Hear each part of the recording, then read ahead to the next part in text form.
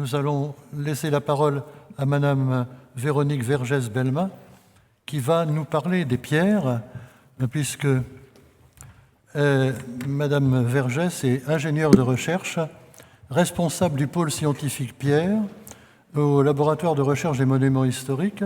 Elle pratique le conseil aux architectes, conservateurs et restaurateurs et participe à de nombreux enseignements, notamment à l'Institut national du patrimoine. Je vous laisse la parole pour une trentaine de minutes.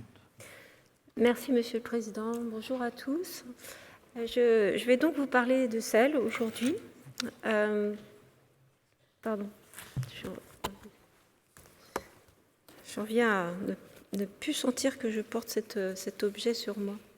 Je vais vous parler de sel et en introduction, je vais essayer de vous expliquer très brièvement ce qui nous préoccupe avec les sels. Alors, en fait, ils sont responsables de dégradation sur le bâti, mais aussi dans l'environnement naturel. Là, je vous ai choisi le cas de la halite, le chlorure de sodium, c'est un sel qui est extrêmement connu. Et là, vous avez 3 cas d'altération liés à la cristallisation de ce sel. Vous avez le cas d'un grenier à sel, nous sommes à Honfleur, un lieu de stockage du sel. Le cas d'un muret, alors il est en brique, il n'est pas en pierre, ma spécialité, tout simplement parce que la brique, comme la pierre, sont des matériaux inorganiques poreux, qui sont susceptibles de développer des forces capillaires et ainsi, par succion capillaire, d'absorber de l'eau, qu'elle soit salée ou non. Mais quand l'eau est salée, les sels s'accumulent dans le milieu poreux et viennent cristalliser dans les zones qui sèchent, c'est-à-dire à la surface du matériau. Et là, il s'agit de sels de déverglaçage. Et puis à droite, une église à Nikorchminta en Géorgie, qui malheureusement a été traitée pour éliminer toutes les contaminations biologiques avec de l'hypochlorite de sodium. Vous entendez cl et vous entendez sodium, donc le résultat c'est une accumulation de chlorure de sodium à la surface. Alors, l'une des propriétés, il y en a plusieurs, donc je fais très simple.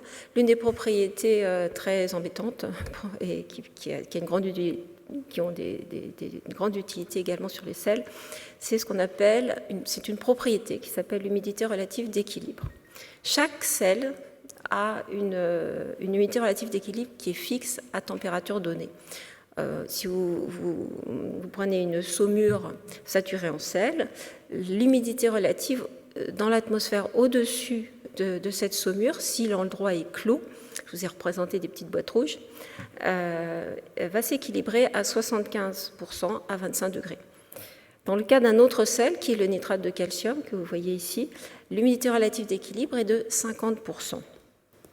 Si maintenant, ces petites boîtes, on les ouvre et on les met dans un environnement qui a une humidité relative de 60%, le chlorure de sodium va désorber et va finir par s'évaporer et les sels vont cristalliser. Par contre, le nitrate de calcium, dont l'humidité relative d'équilibre est plus basse que l'humidité ambiante, va rester à l'état de saumure. Et enfin, si on monte l'humidité relative à 80%, eh bien, aussi bien le NaCl et le nitrate de calcium auront capté suffisamment de molécules d'eau dans l'atmosphère pour devenir déliquescents. Et ça, cette propriété, en fait, elle va jouer parce que si vous imaginez qu'un objet contaminé par du chlorure de sodium est soumis, dans le cadre d'un bâtiment, on va dire Notre-Dame, à des humidités relatives qui vont changer au cours de l'année, eh bien vous allez avoir des épisodes de déliquescence et de cristallisation du sel qui vont se répéter et dont le nombre va vraiment dépendre des conditions ambiantes au niveau du monument.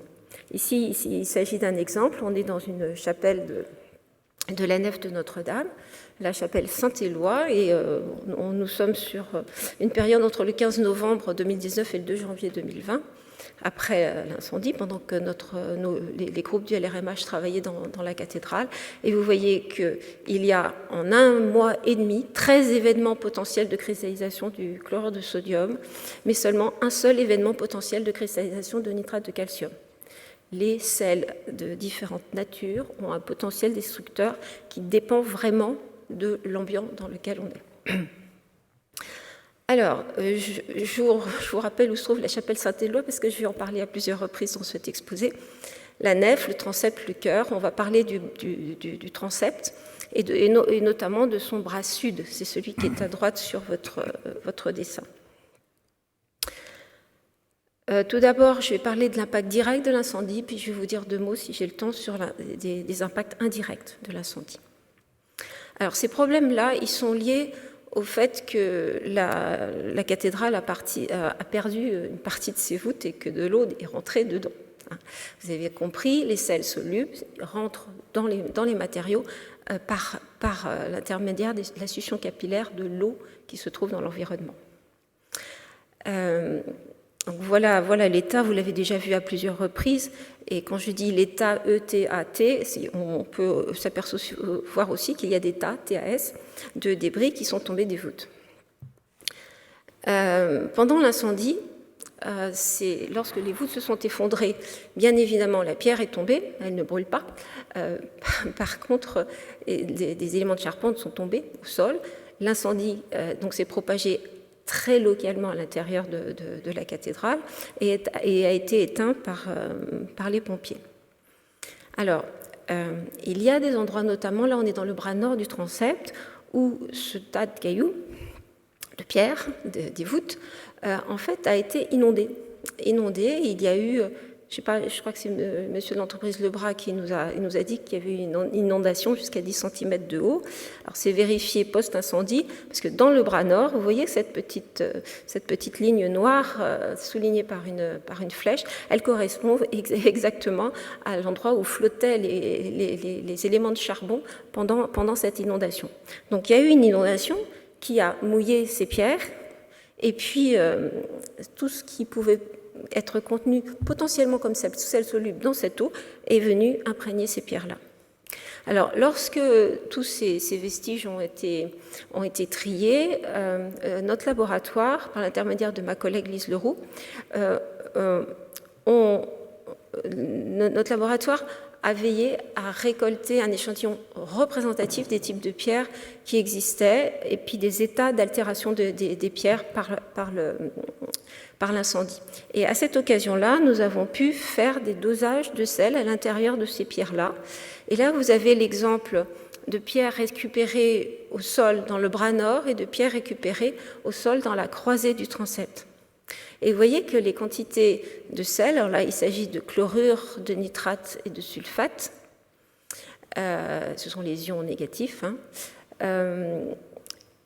sont considérablement différentes. Alors on considère que c'est à partir de 0,1% que les quantités sont véritablement anormales, donc vous vous apercevez qu'il y a très peu de chlorure en quantité anormale dans le bras nord, mais qu'il y a pas mal de nitrate et de sulfate. Alors, l'interprétation de cette différence énorme de contamination entre les pierres récoltées ici et là est pas très facile, mais ce que l'on sait, c'est lorsque les pierres des voûtes de la croisée du transept sont tombées, on a eu un tas qui faisait presque 6 mètres de haut. Donc il y a certaines pierres qui n'ont pas été impactées par l'inondation. Et puis également, tout ça était tellement lourd quand c'est tombé que ça a cassé le pavement en marbre, en pierre marbrière, et puis l'eau a pu s'échapper aussi par-dessous le tas. Par contre, dans le transept nord, vous voyez, il n'y a pas beaucoup de cailloux, enfin il y a beaucoup de pierres, et là l'inondation a vraiment envahi l'espace. Donc on pense que la différence de pollution est liée en partie à ça. Il y a une autre cause, là je vous ai écrit, je ne veux pas vous le lire, mais il s'agit d'un texte qui provient du dictionnaire raisonné de l'architecture française du XIe au XVIe siècle de Viollet-le-Duc. Et Viollet-le-Duc vous dit qu'au-dessus des voûtes, on avait l'habitude de mettre une chape de protection contre l'incendie, et dans un certain nombre d'édifices, dont Notre-Dame, cette chape était en plâtre. Le plâtre, c'est du sulfate de calcium bihydraté. Et le sulfate de calcium bihydraté, il se trouve que c'est un sel soluble, qui est passablement soluble dans l'eau. Donc vous imaginez bien qu'il a pu se produire aussi, enfin que dans ces débris qui sont tombés au sol, il y avait aussi pas mal d'éléments de cette chape, et que ça a pu polluer polluer aussi les pierres. Alors, je vous montre cette photo qui voilà, vous vous situez dans la nef, vous êtes tout près des voûtes, vous voyez le sommet des voûtes, hein, et vous voyez à droite le bras nord, le bras sud du transept, à gauche le bras nord du transept, et face à vous, vous avez le chœur. Okay, et vous voyez une protection provisoire. Hein, et cette protection, elle n'a pu être installée qu'au mois de mai-juin 2021. Donc vous imaginez que de avril 2019 à juin 2021, il y a eu une énorme quantité d'eau qui sont tombées à l'intérieur de la cathédrale, et notamment dans ces zones qui jouxtaient le trou de la croisée du transept.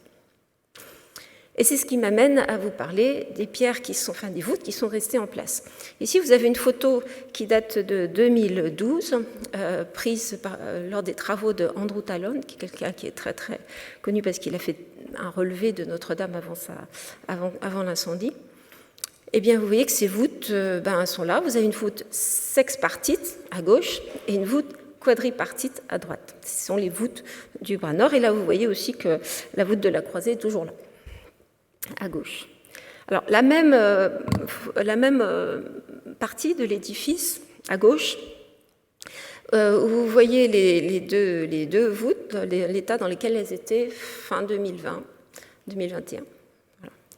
Alors, ce qui se passe, c'est que il y a des efflorescences salines, c'est-à-dire du sel qui est apparu en surface, et vous le voyez très très bien sur la photo où on voit la clé de voûte, là, vous voyez toutes ces taches blanches, ça correspond à des efflorescences salines. Et puis, il y a eu dans la zone de dans cette zone ici, qui est près du trou de la croisée, le trou de la croisée ici, vous avez des très très graves altérations de la pierre, avec des desquamations très importantes et de la désagrégation granulaire. Et ça, c'est extrêmement inquiétant parce que ces pierres des voûtins, elles ne sont pas si épaisses que ça, hein, elles font 20 cm d'épaisseur. Et lorsqu'on en perd 5 cm, on est assez inquiet. Voilà. Et du coup, des analyses ont été faites pour savoir quel était le type de contamination qu'il pouvait y avoir. Et en fait, la contamination ici, c'est principalement du gypse, dont on vient de parler là, il y a quelques minutes. Alors, le gypse, évidemment, vous devez vous douter que ça peut parfaitement avoir la même origine que pour les pierres tombées au sol, c'est-à-dire la chape de plâtre. Alors, voyons qu'est-ce qu'on peut trouver comme remède pour résoudre ce problème-là. Alors, la meilleure façon, c'est de prendre Notre-Dame, toutes les parties salées, et de la mettre dans un bain, ce qui est juste impossible. C'est la seule façon de décontaminer un objet poreux, c'est de faire jouer la diffusion des ions. Donc là, c'est juste impossible. Il va falloir faire jouer un autre principe qui est lié aux propriétés capillaires des matériaux, et on appelle ça du dessalement par advection. Alors pour ça, il faut pouvoir faire en sorte que ce que vous allez appliquer sur la pierre pour essayer d'extraire les sels développe une pression capillaire, c'est-à-dire une capacité de succion des solutions salines qui sera plus importante que la pression capillaire qui existe dans l'objet. Et pour ça, il faut que les pores qui existent dans le matériau que vous allez utiliser aient des diamètres plus petits que ceux qui sont dans les objets à dessaler. Donc ça, c'est une première condition. Et après, il faut apporter de l'eau parce que si vous ne dissolvez pas les sels, ils ne vont pas pouvoir entrer dans votre matériau d'extraction de sel. Donc une bonne compresse ou un matériau de dessalement est un matériau qui a des pores plus grands que le matériau support, parce que comme ça, l'eau contenue dans ces pores plus grands que ceux du matériau va pouvoir rentrer dans le matériau, et des pores plus petits pour qu'une fois que la compresse sèche, les forces capillaires puissent absorber ces solutions qu'on a préalablement fait rentrer dans le matériau. Voilà. C'est compliqué, pour ça on utilise des appareils qui permettent de mesurer la distribution porale des matériaux. Je ne vais pas rentrer dans les détails parce que ça serait trop long. Donc le matériau idéal, en gros, il a des pores entre 0,1 micromètre et 3 micromètres. Et si possible, plein de petits pores à 0,1 micromètre et plein de pores à 3 micromètres. Voilà. Alors, je vous ai montré cette série d'images parce que ça vous montre en haut un type de compresse qu'on utilise pour le dessalement et qui a des pores assez gros. Vous voyez, elle a 80% de son volume, c'est cette compresse qui est constituée d'air. Et puis quand on la mouille, qui va être constituée d'eau. Et puis en bas, vous avez une compresse qui est constituée d'un mélange de kaolin, c'est une argile, et de sable, avec vous pouvez vous en rendre compte, développer des pressions capillaires, des forces de succion bien plus importantes que celles du haut. Okay, et puis, je vous ai choisi cette petite animation qui vous montre une image en tomographie X de chacune de ces compresses. Ça n'a rien à voir. Et vous voyez que la compresse du bas, que vous êtes en train de voir défiler ici, ce que vous voyez là, ce sont les grains de sable, en fait. Et ce que vous voyez en vert, ce sont les pores. Des gros pores, et puis des gros grains de sable qui permettent, grâce à la porosité interstitielle, d'obtenir des gros pores. Et puis, il y a un matériau très fin, qui est le kaolin, qui va permettre de développer des pores très fins. Sans rentrer dans les détails non plus, vous voyez, regardez en particulier la courbe rose, qui est un mélange de kaolin et de sable. Vous avez effectivement les conditions requises pour du dessalement à Notre-Dame, donc d'une part des pores très petits, qui sont en moyenne en rayon de pore à 0,05 micromètres, et des pores bien gros. Alors, toute chose étant égale par ailleurs, il s'agit de pores très gros, mais qui sont très petits, qui font 15 microns de rayon. Alors, c'est cette formulation-là qui a été proposée aux architectes de Notre-Dame par notre laboratoire, sur la base de travaux pendant plusieurs années qui ont été faits dans les années 2010. Et là, ce que vous voyez, c'est la mise en œuvre. Ça, ce sont des photos qui ont été prises entre la semaine dernière et il y a 15 jours. Donc, actuellement, on est en train de dessaler ces voûtes, les voûtes du bras sud du transept. Alors, c'est un dessalement qui est intéressant. Pourquoi ? Parce que la compresse, elle arrive à tenir sur des zones, des parties qui sont horizontales, en surplomb. Okay, ce qui n'était pas du tout évident au départ. Et puis là, vous avez les différentes étapes. Bon, il y a eu déjà préalablement une aspiration de toutes ces surfaces. Ensuite, on voit l'ouverture des joints ici. Merde, pardon. Je crois qu'il faut faire comme ça. Voilà. L'ouverture des joints. Ici, les joints sont ouverts. Le compagnon est en train d'appliquer une compresse de kaolin sable avec un appareil qui permet d'aller vite. Et ici, ce compagnon-là est en train de talocher, c'est-à-dire de réduire l'épaisseur à 5 mm, hors joint évidemment, pour que la compresse adhère bien et n'ait pas de retrait de séchage du tout. Et là, donc, vous voyez une zone, ça ressemble vraiment à un enduit. Et là, c'est censé rester le plus longtemps possible, c'est ce qu'on a demandé aux architectes, pour que cette compresse puisse gérer et absorber les sels jusqu'au séchage complet de la voûte.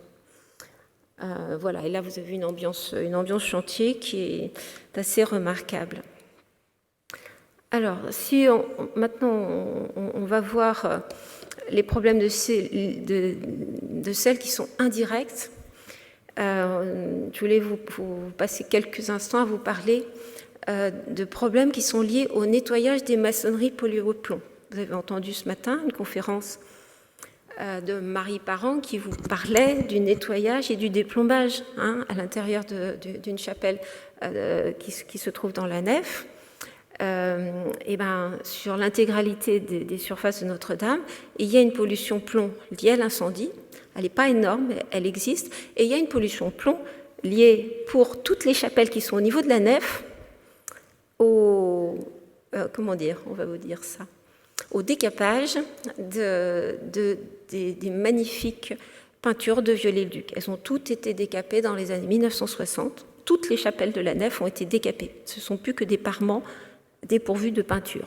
Voilà, parce qu'on trouvait que c'était, je vais vous utiliser un terme vulgaire, moche. Voilà. Alors, donc, une chapelle qui fut peinte, mais qui ne l'est plus. Vous voyez, on a quand même des beaux restes. Il s'agit de la de la voûte, à gauche. Est-ce que vous voyez là, vous voyez un code barre. Le code barre, il s'agit de la première phase de test que nous avons fait pour sélectionner une méthode de déplombage et simultanément de nettoyage de ces parements encrassés. Et puis, au niveau de la voûte elle-même, vous voyez une deuxième phase de ces mêmes tests que nous avons réalisés pour essayer de savoir si, en grandeur, ça marchait toujours quand une fois qu'une sélection a été faite à partir des essais sur de petites surfaces. Et à droite, vous voyez une personne d'une société qui est en train de faire des prélèvements pour doser le plomb. On dose le plomb sur les surfaces non nettoyées, on dose le plomb sur les surfaces qui ont été nettoyées. Et puis l'une des conditions, c'est qu'on arrive à déplomber. Voilà. Quelle que soit la cause de la présence de ce plomb. Là non plus, je ne vais pas rentrer dans les détails. On a testé des compresses. Des compresses, on appelle ça aussi des cataplasmes. Des cataplasmes à base de matières organiques, plus ou moins, on va dire que les matières organiques, en gros, c'était surtout du latex. Latex, on fait des pelables avec ça, on applique le latex en état d'émulsion, et ensuite, après prise, on peut tirer, et ça fait comme un pelable, comme on fait pour enlever des encrassements sur une peau. Voilà. Et puis, on a aussi des compresses à base d'argile, et nous avons testé les deux. Et notamment, systématiquement, pour les latex et pour les compresses et les cataplasmes à base d'argile, on a testé les versions avec agent complexant et sans agent complexant. Vous avez entendu parler d'un agent complexant, le citrate d'ammonium, je crois, ce matin. Je ne sais pas si Marie est là. Et là, il s'agit soit de EDTA, soit de gluconate de sodium, soit d'autres agents dont on ne nous a pas donné la nature. Ces agents complexants, ils posent de gros problèmes sur les chantiers, partout. Ils sont beaucoup utilisés depuis qu'il y a une sensibilité accrue concernant le plomb, parce que ce sont des complexants cationiques, donc ils peuvent assez facilement enlever le plomb. Le problème, c'est qu'ils ne contiennent pas seulement une fraction complexante, mais ils contiennent aussi du sodium qui peut poser de gros problèmes. Bref. Donc là, en l'occurrence, ce qu'on a étudié là, en particulier, c'était la durée le temps qu'il fallait pour enlever ces choses-là. Et on s'est aperçu, et là je vous demande de regarder en particulier cette photo ici, ce sont 4 zones, deux de latex avec sans complexant et deux d'un cataplasme avec et sans complexant. Et il se trouve que le cataplasme avec agent complexant ne s'enlève pas. C'est très embêtant parce que il faut un temps infini pour enlever ces choses-là. Donc vous avez là ici sur cette petite figure, CPAC, c'est le cataplasme avec agent complexant, et vous avez juste à côté là, exactement la même formule sans agent complexant. Alors ça a été une surprise parce que lors des premières phases préliminaires de test, en fait, on s'est aperçu que ça marchait très bien, cette formule-là. Donc on s'est demandé si c'était lié à ce comportement inhabituel et très embêtant. Pour cette compresse, c'était on s'est demandé si ce n'était pas lié aux conditions climatiques. Et on s'est aperçu, alors ce que vous avez en A, c'est application de la compresse, E, élimination de la compresse, première phase d'essai. Vous voyez que la compresse avec agent complexant, on a pu l'enlever au bout de 4 jours. Et puis, pendant une deuxième phase, qui était au mois de novembre 2019, il a fallu presque 3 semaines pour enlever la compresse, et encore, on s'y est pris au sèche-cheveux pour arriver à la sécher. Eh bien, en fait, ça veut dire quoi, ça ? Ça veut dire que cette compresse, elle contient une substance hygroscopique qui capte l'humidité de l'air lorsque l'humidité relative est élevée. Je vous ai parlé tout à l'heure de cette propriété des sels. Alors, les sels ne sont pas les seules substances à avoir des propriétés hygroscopiques, il y en a plein d'autres. Mais là, on pense que c'est probablement lié à la présence de ces agents complexants dont on n'a pas la nature, parce que ce sont des produits qui sont sur le marché et qui sont soumis au secret. Voilà, donc on pense que c'est lié à ça, directement ou indirectement. Je ne vais pas rentrer dans les détails. Alors du coup, sur Notre-Dame, on a proposé aux architectes de n'utiliser aucun produit contenant des agents complexants. Voilà, ça a été suivi dans le cadre de toutes les réalisations jusqu'à présent. Et puis pour finir, je vais vous montrer ce cas-là. Alors, il s'agit d'autres tests. Alors on n'est plus à l'intérieur de la cathédrale, nous sommes à l'extérieur de la cathédrale. Il s'agit des parements dont on soupçonne qu'ils sont pollués par le plomb, puisqu'ils sont tout près du lieu d'incendie, c'est les parements même de la cathédrale. Eh bien, vous avez ici des tests qui ont été réalisés sans dire aux utilisateurs et aux personnes qui faisaient les tests, eh bien, OK, il ne faut pas utiliser d'agents complexants. Donc là, toutes ces compresses, en gros, en contiennent, peut-être sauf une ou deux.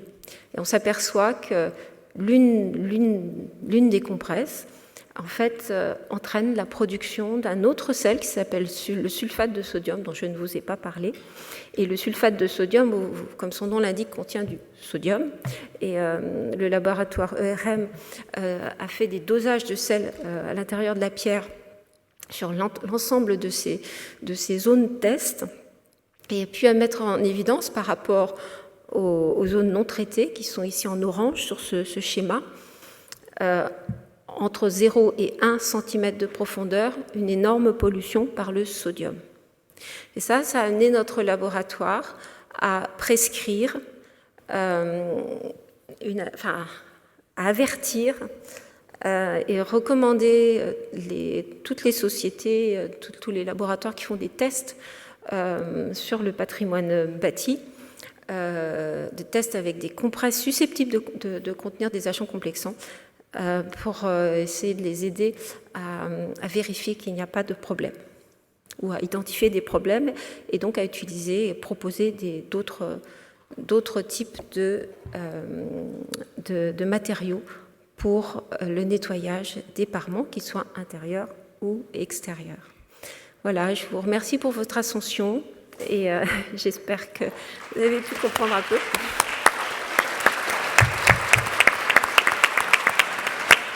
Merci beaucoup.